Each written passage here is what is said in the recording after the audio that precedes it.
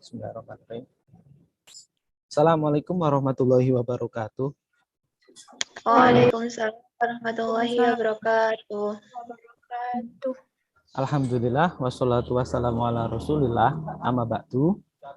Oke, bagaimana kabar kalian hari ini? Alhamdulillah sehat, Alhamdulillah. Pak. Alhamdulillah kita baik sehingga kita masih bisa melaksanakan pembelajaran seperti biasa ya pada hari ini. Oke, sebelum kita mulai pembelajarannya, kita akan berdoa dulu terlebih dahulu yang akan dipimpin oleh ketua kelas. Ya, baik teman-teman, marilah kita mengawali doa sebelum belajar terlebih dahulu, dimulai dengan ta'awudz. A'udzu billahi minasyaitonir rajim. Bismillahirrahmanirrahim. Raditu billahi rabba wa bil islami dina wa bi Muhammadin wa rasulah. Rabbi zidni warzuqni fahmi. Amin. Amin ya rabbal alamin. Semoga dengan berdoa tadi pembelajaran kita akan lancar ya. Kemudian selanjutnya Bapak akan absensi terlebih dahulu ya. Semuanya hadir kan? Apakah ada yang hadir? Hadir, Pak. Apa? Alhamdulillah, benar. Berarti semuanya hadir ya. Sebelum itu rapikan dulu pakaiannya kita ya, rapikan dulu tempatnya kalian, kemudian siapkan pikiran kalian, hati kalian, sehingga dengan kesiapan hati dan pikiran pembelajaran kali ini akan berlangsung secara lancar begitu. Nah, selanjutnya kita akan tadarus bersama, yakni membaca surat Al-Alaq 1 sampai 5 yang akan dipimpin oleh Mas Wisnu. Baik, Pak. Terima kasih. A'udzu billahi minasyaitonir rajim. Bismillahirrahmanirrahim. Iqra bismi rabbikal ladzi khalaq. Khalaqal insana min 'alaq. Iqra wa rabbukal akramul ladzi 'allama bil qalam. 'Allamal insana ma lam ya'lam. Shadaqallahul adzim. Terima kasih buat Mas Wisnu. Sebelumnya, kenapa kita membaca surat Al-Alaq? Ya, karena pembelajaran kali ini itu ada kaitannya dengan surat Al-Alaq 1 sampai 5. Gitu. Nah,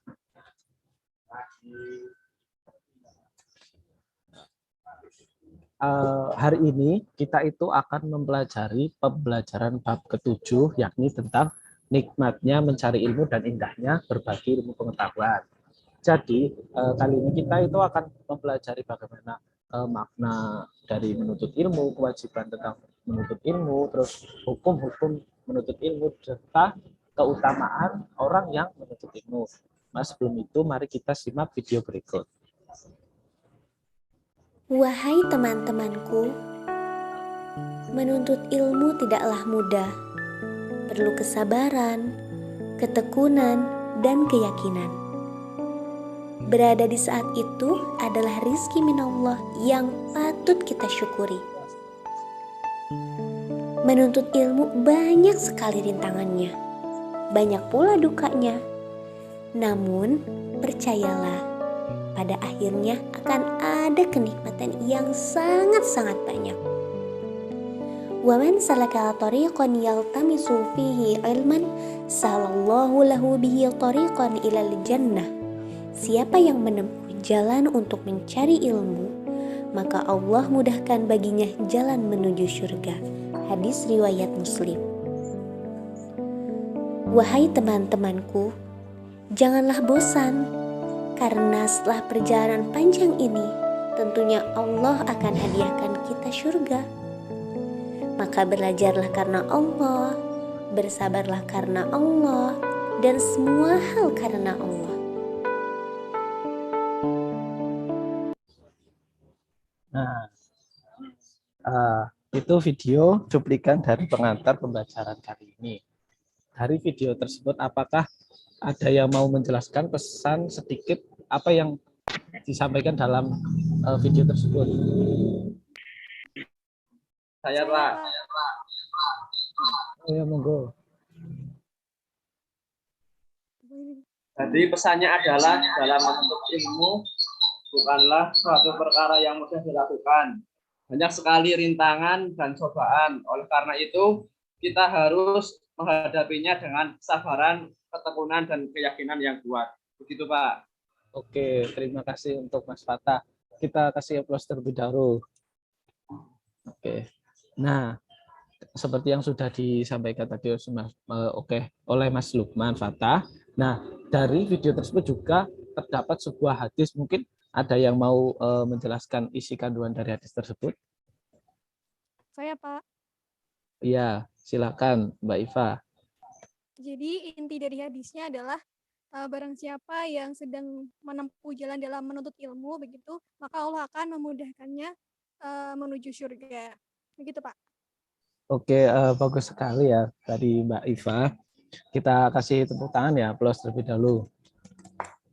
Nah, jadi benar apa yang telah disampaikan dari kedua teman kalian, yakni menuntut ilmu itu bukanlah perkara yang suatu yang mudah gitu. Ada banyak sekali tantangan, cobaan, permasalahan dalam menuntut ilmu. Maka dari itu perlu adanya keyakinan yang kuat, penuh dengan kesabaran, sehingga kita bisa melalui jalan untuk menuntut ilmu. Dan juga dikuatkan dalam sebuah hadis, barang siapa yang menempuh jalan dalam menuntut ilmu, maka Allah mudahkan baginya itu jalan untuk menuju surga. Jadi itu adalah penawaran yang sangat menggiurkan ya bagi kita, karena ditawarkan kemudahan untuk jalan menuju surga. Seperti itu. Jadi pada pembelajaran kali ini kita itu akan membahas tentang ilmu pengetahuan dan lebih khususnya itu menuntut ilmu. Jadi nanti kita dibagi menjadi kewajiban menuntut ilmu, terus hukum-hukum menuntut ilmu, dan keutamaan orang yang menuntut ilmu, sehingga setelah pembelajaran ini selesai kita bisa mengetahui dengan benar apa menuntut ilmu yang benar, seperti itu. Dan selanjutnya,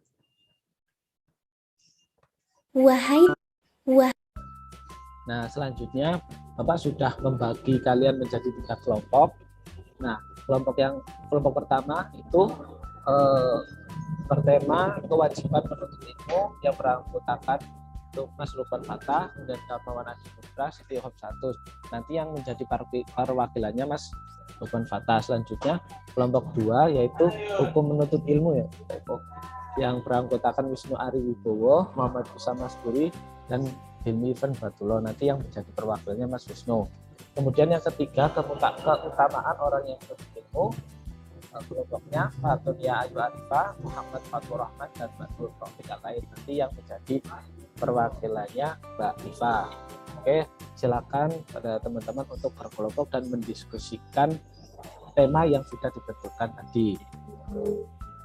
Bapak beri waktu selama 10 menit ya.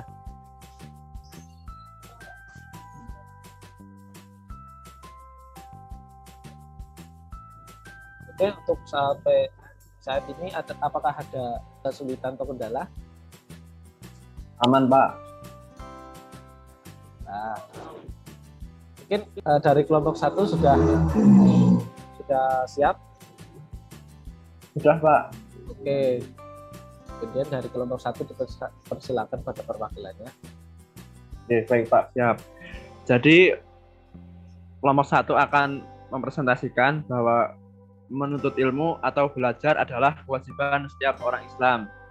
Banyak sekali ayat Al-Quran atau hadis Rasulullah SAW yang menjelaskan tentang kewajiban belajar, baik kewajiban tersebut ditujukan kepada laki-laki maupun perempuan.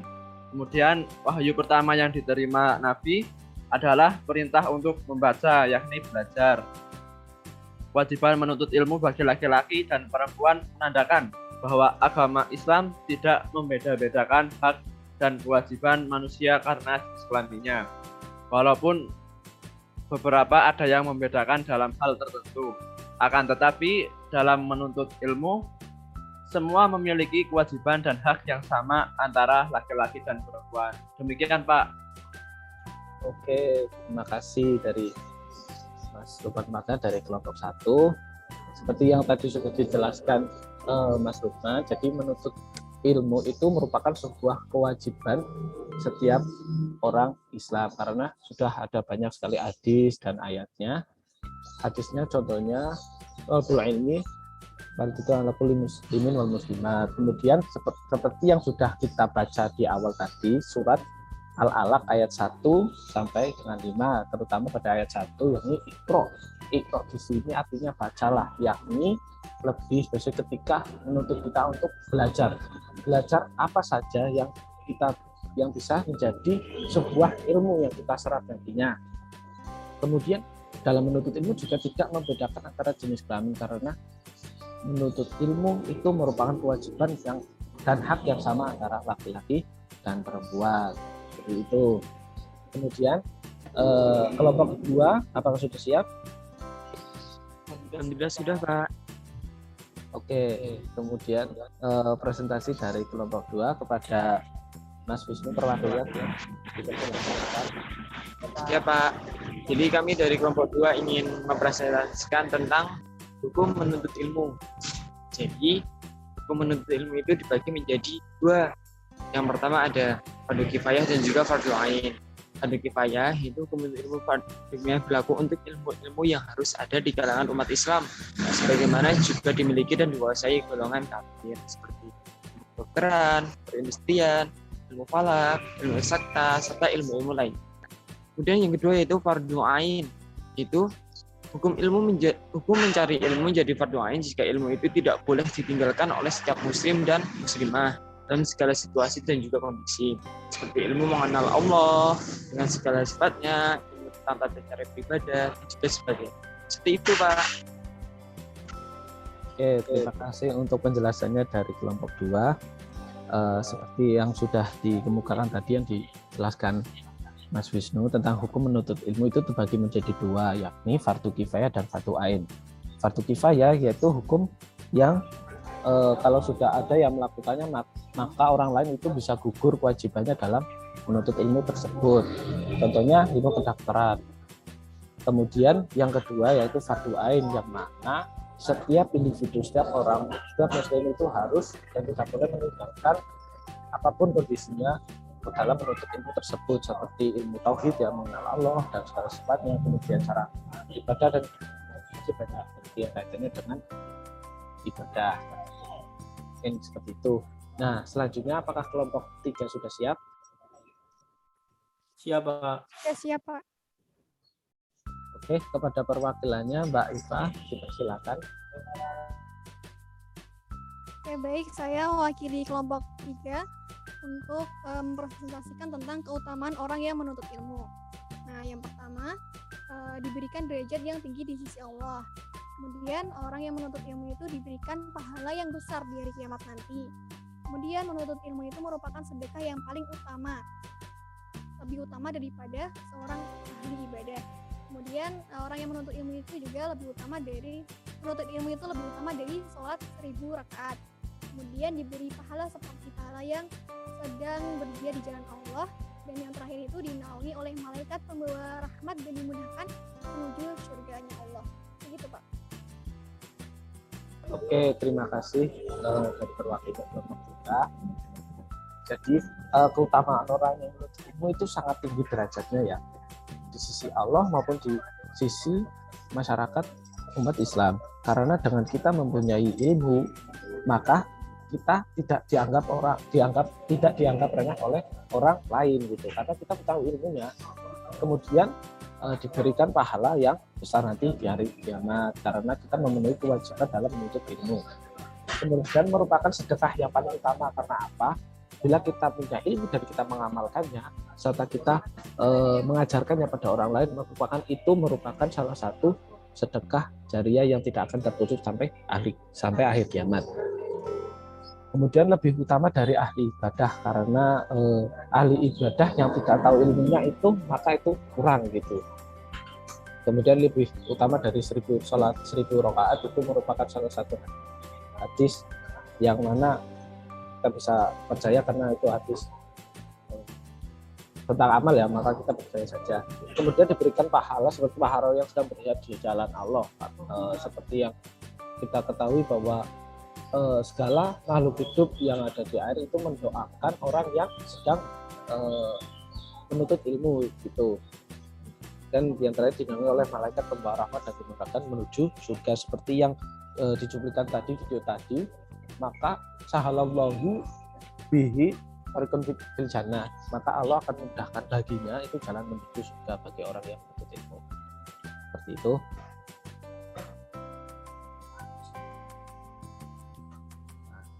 Kemudian dari ketiga kelompok tadi, apakah ada yang mempunyai pertanyaan? Monggo. Saya, Pak. Oh, monggo. Berarti Kan tadi dijelaskan hukum mencari ilmu itu ada 2. Yang saya tanyakan itu apakah hukum yang tadinya fardu ain apakah bisa menjadi fardu kifayah? Oke, itu pertanyaan yang bagus sekali ya dari Pak Siti Satun. Nah, dari kelompok 2 ya tadi hukum menuntut ilmu. Mungkin dari kelompok 2 ada yang mau menanggapi? Ya baik Pak. Terima kasih Bapak Satun. Nah, jadi betul, hukum yang tadinya fardu ain bisa berubah menjadi fardu kifayah apabila perbuatan atau ilmu yang wajib itu sudah terpenuhi oleh perwakilan dalam suatu desa. Itu. Betul, benar sekali ya. Kabarkan ilmu bahwasanya yang suatu hukum dalam menuntut ilmu itu yang tadinya fardu ain itu bisa berubah menjadi fardu kifayah. Contohnya itu ilmu tentang pengurusan jenazah. Jadi dalam mempelajari ilmu perawatan jenazah itu tadinya itu fardu ain, artinya dalam setiap muslim itu wajib hukumnya untuk mempelajarinya. Tetapi jika dalam suatu misalnya tingkatan RT saja sudah ada warga atau orang yang sudah mempelajari dan sudah terbiasa mengurusi, maka orang lain itu gugur kewajibannya untuk mempelajarinya dan hukumnya itu berubah menjadi sunnah karena sudah terwakilkan dari orang yang sudah mempelajari hal tersebut. Jadi untuk ilmu yang tadinya fardu ain bisa berubah menjadi fardu kifayah, seperti itu Mbak Siti. Baik Pak, terima kasih. Oke, apakah ada yang mau tanya lagi atau tidak? Tidak ada Pak. Tidak ada Pak. Oke, karena sudah tidak ada, mungkin Bapak cukupkan pembelajaran kali ini. Selanjutnya yaitu pengulasan materi sedikit ya tentang apa yang sudah kita pelajari hari ini. Yang pertama itu kewajiban menuntut ilmu. Jadi kewajiban menuntut ilmu itu wajib bagi laki-laki dan perempuan. Talabul ilmi fardhatun 'ala kulli muslimin wa muslimat.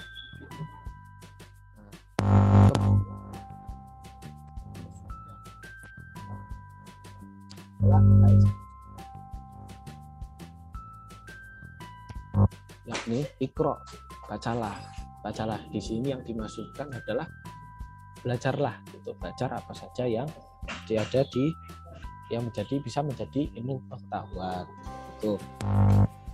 Kemudian yang kedua adalah hukum menuntut ilmu. Seperti yang tadi sudah kita diskusikan bahwa hukum menuntut ilmu itu ada 2. Yang pertama hukum fardu kifayah dan fardu kifayah itu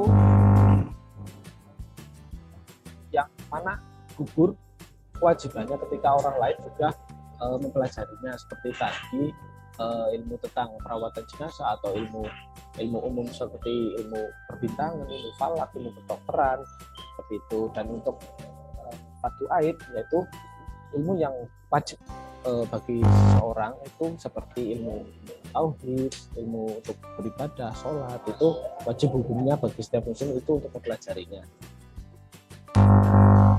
Keutamaan orang yang menuntut ilmu itu tadi ada banyak sekali ya, seperti diangkat derajatnya di sisi Allah maupun di sisi manusia, di sisi kalangan masyarakat, kemudian dimudahkan jalan ke surga, didaungi oleh malaikat, lebih tinggi derajatnya dari ahli ibadah, kemudian merupakan sedekah paling utama yang dilakukan oleh muslim ketika mengamalkannya dan mengajarkannya, seperti itu.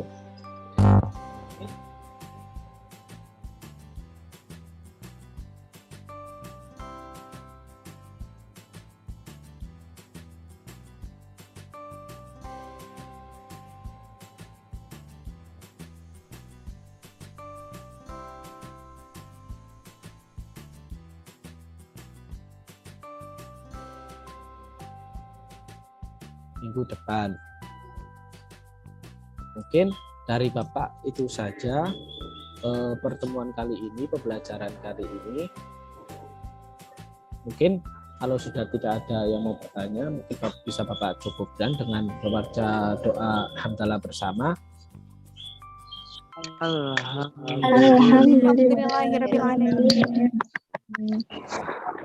Mungkin sekian dari Bapak, kurang lebihnya mohon maaf.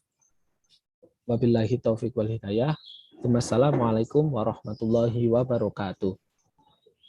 Waalaikumsalam warahmatullahi wabarakatuh. Terima kasih, Pak. Sama-sama. Terima kasih, Pak. Sama-sama.